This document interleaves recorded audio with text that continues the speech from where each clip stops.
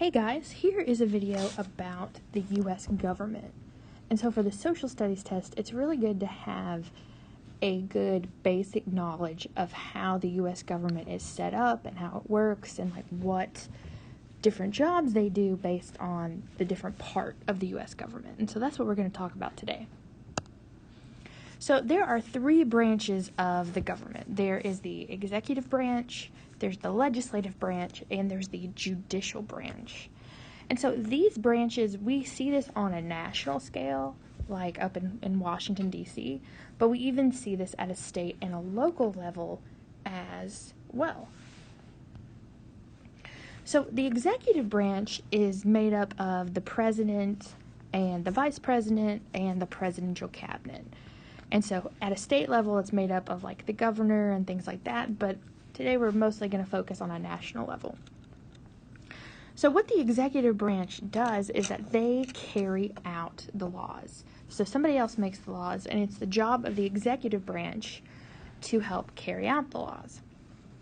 And what that means is that it has a lot of different departments that help enforce the laws. So once Congress writes a law and makes something the law of the land, it's up to the executive branch and all the different cabinets to do what needs to be done to make sure those laws can be put in place. So for instance, the Labor Department is a cabinet under the president. And so if there are new laws that are put into place about workers, it's the Labor Department's job to help enforce those, to help execute those laws. So they make sure that places of employment know these laws, that they have what they need to put them into practice, that the workers have what they need, that kind of thing. It's similar to the Interior Department, for instance. So the Interior Department, that falls under the presidential cabinet as well. What they do is that they help carry out laws dealing with natural resources. So if Congress makes it a law you can't drill for oil on certain land, the Interior Department, with the help of the president, they will help states and help the country carry out those laws about, hey, you're not supposed to drill here, so they will maybe put people there in jobs to make sure that drilling doesn't go on, give them signage, fences, protection, that kind of thing, to enforce that law. So that's what the executive branch does. Now, the legislative branch is basically Congress in the United States. And the Congress is made up of two separate houses. It's called a bicameral legislature. And all that means is that it's made up of two different parts. So our Congress is made up of the House of Representatives, and it is made up of the Senate. So in the Senate, we have 100 senators. So no matter what, we have 100 senators. Each state has 2 senators. So we get 2 senators each for a state. Now, the House of Representatives, they determine how many representatives your state gets based off the population. So really big states have many more representatives than smaller states do. So for instance, really small states, like population-wise, like Montana, Rhode Island, they only have 1 representative. Bigger states like California, they have 53. A state like us in Kentucky, we only have 6 representatives because we're not that big of a state. So they decide how many representatives a state gets based on how many people live there. And so what Congress does is that they make the laws, they write the laws. And so they write and propose laws, which are called bills. So if it hasn't been made a law yet, if they're just knocking around the idea, they've written it up like, hey, we think this should be a law, here's a rough draft of it, basically, that is called a bill. And so they propose these bills that may become laws if it can jump through the hoops that it's supposed to become a law. And then lastly is the judicial branch. So just like the name tells us, judicial deals with judges. And so at a national level, that is the Supreme Court. And so on the Supreme Court, there are 9 Supreme Court justices that are appointed by the president. And when somebody becomes a Supreme Court justice, they are in the Supreme Court for life, unless they choose to retire. So for instance, Justice Ruth Bader Ginsburg just passed away this year, and they replaced her with Justice Amy Coney Barrett. So Ruth Bader Ginsburg was there until she passed away, and then they had to come up with somebody to replace her. And so what the judicial branch does is it interprets the laws. It decides what the laws mean, what the Constitution means. So, for instance, maybe a state proposes a law, but there's a question, whether that can be a law, whether that's constitutional or not, whether that's allowed. And so what the judicial branch does is they decide if those laws are allowed, if those are constitutional. Let's say that somebody in Kentucky tried to make it a law that you have to eat 20 red gummy bears every Tuesday. That's the law. You have to eat 20 red gummy bears every Tuesday. So that is a ridiculous law. So somebody would probably challenge that and say, hey, that's a really silly law. And it would go all the way up to the Supreme Court. And it would be up to the Supreme Court to say, hey, that's not constitutional. We can't control what you eat on what day. That's dumb. That can't be a law. So, and that happens sometimes. So people challenge laws. They say, hey, that's not right. That's not fair. That's not constitutional. And it'll go up to the Supreme Court. And the Supreme Court decides whether that can be a law or not, or whether it can continue to be a law. And so the thing about having these three branches of government is that when the Founding Fathers designed the government, they didn't want anybody to be too powerful. We had just come from a country with a king who was on a really big power trip, who wanted to tell everybody what they could do, and we didn't want to deal with that anymore. So what they did when they established the government, they came up with checks and balances. And so basically what that means is that one branch of the government can't be more powerful than the other. Congress can't be more powerful than the president. The president can't be more powerful than the Supreme Court. The Supreme Court can't be more powerful than Congress. So on and on, you guys get it. And so what happens is that each branch of the government has powers or jobs that can check the power of the other branches. It's like, okay, you're allowed to do that, but I'm allowed to do this to limit your power so you don't go crazy with power. So, for instance, the President of the United States, the executive branch, he or she can appoint Supreme Court judges. That is part of their job. And so they decide who can be on the Supreme Court, and it's for life. So, for instance, like I said earlier, we had a Supreme Court justice pass away, so President Trump decided to appoint a Supreme Court justice. So that is a power under the president. But the way that the legislative branch can check that power is that they have to approve those judges. So you can appoint somebody, but it can't go through until Congress approves it. And so the judicial branch, they decide whether things that Congress and whether things that the president do are constitutional, but it is the president that nominates those people, and it's the legislative branch that confirms them, that approves of them. So even though one might have power over the other one, they can still check that power. For instance, Congress or the legislative branch, they make the laws. They decide, hey, I want this to be a law. But the president can veto those laws. The president can say, I don't want that to be a law, I veto it. But then Congress can override that veto if they have enough votes. And so Congress can override that, but the judicial branch has the power to say whether that law is constitutional or not. Like, hey, that's allowed to be a law, or that isn't allowed to be a law. It's an overreach, like you're overstepping your power, or yeah, you can do that. So they have these things that they do to make sure the other branches of government don't become too powerful. So now I just want to practice categorizing. So categorizing is a skill you need for the social studies test, also science and language arts as well. But what we're going to do, we are going to categorize these jobs over here on the right with what branch of government they fall under. So there's legislative, executive, and judicial. So what branch of government does the Senate fall under?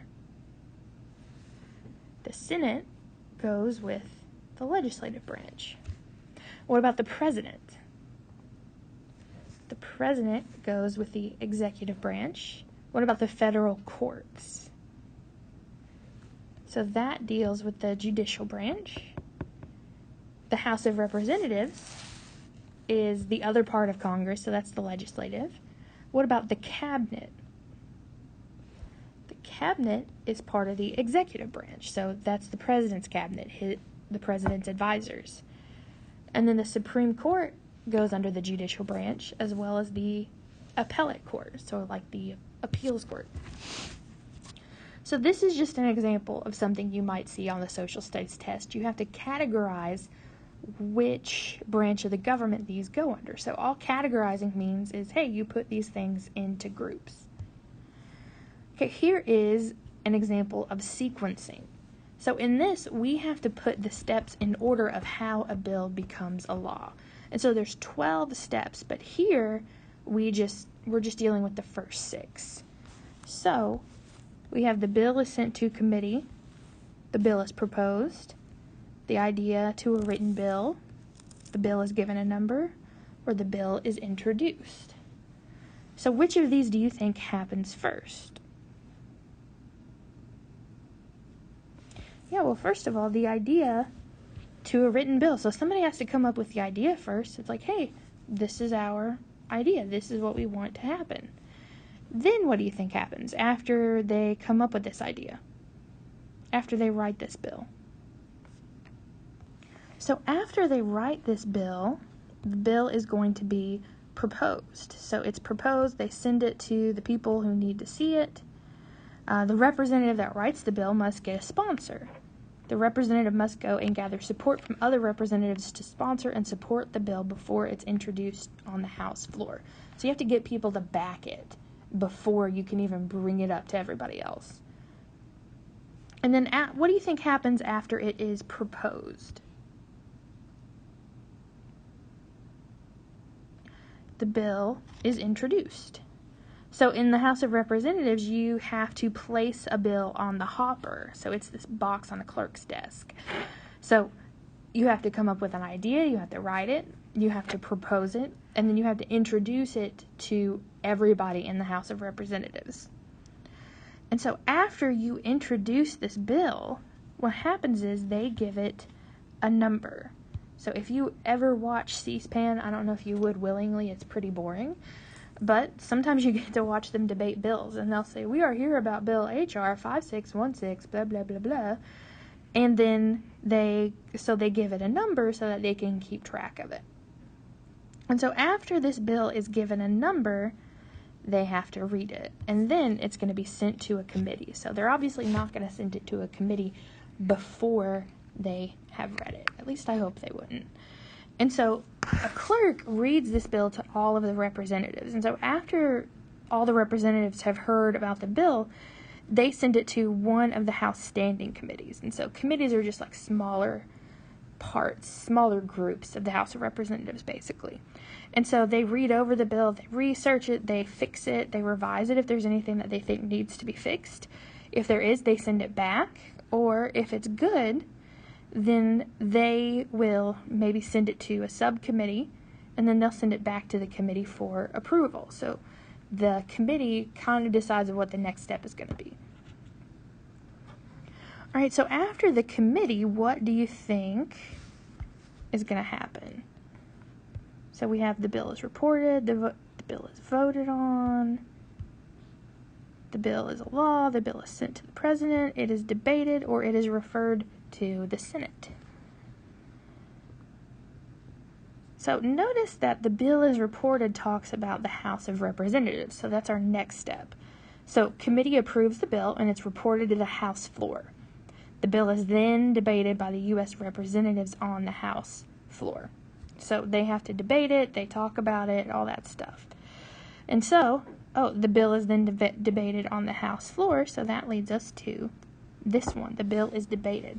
So representatives talk about it. They say, I agree with it for this reason. I disagree with it for this reason. They talk about any issues that they might have it.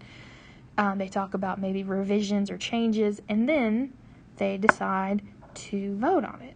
And so that leads us to the bill is voted on. So there's 3 methods for voting on a bill. So they can either say like, yes, I agree with it, or no, I don't.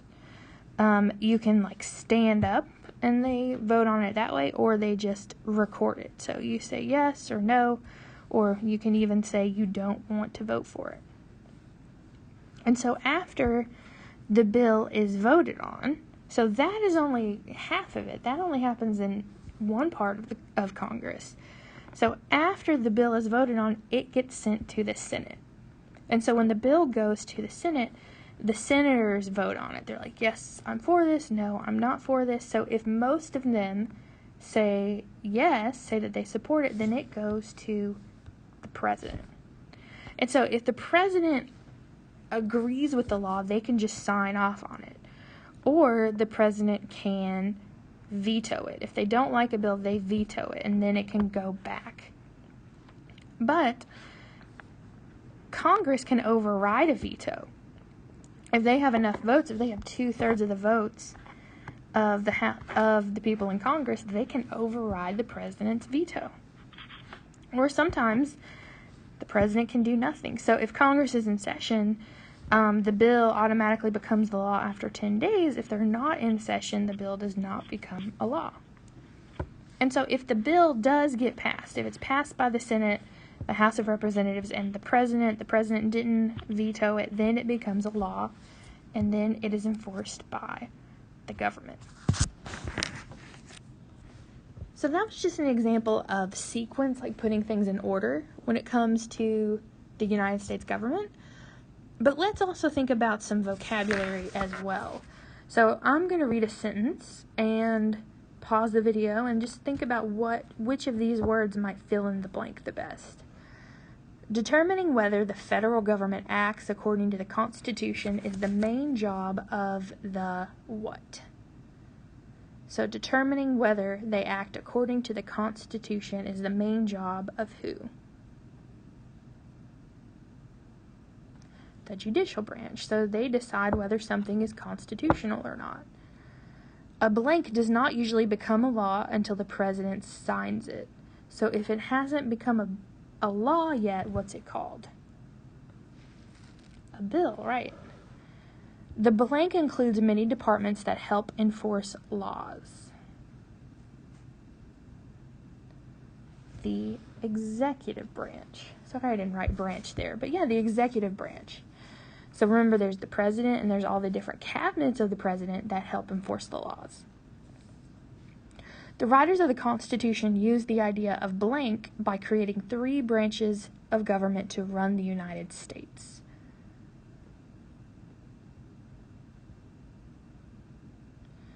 So the writers of the Constitution used the idea of blank by creating 3 branches of government to run the United States. That would be separation of powers. So they didn't want one to be more powerful, so they separated it. They gave them different jobs. And then the Constitution gave the blank control over government spending. So who is in charge of government spending? The legislative branch. So they write bills that say, hey, money will go to this, money won't go to this, and so on. And then the idea that each branch of government has a certain amount of power over the other branches is called checks and balances. So they keep each other in check. They make sure one isn't more powerful than the other one. So that is it for this video. I hope that this maybe helped answer some questions about government, maybe some information you might run into on the social studies test. So be sure to like our Facebook page. Do the self-check on this in the Google Classroom to just see what you understood. And yeah, good luck. I hope that this helps you on your social studies material. All right, have a great day.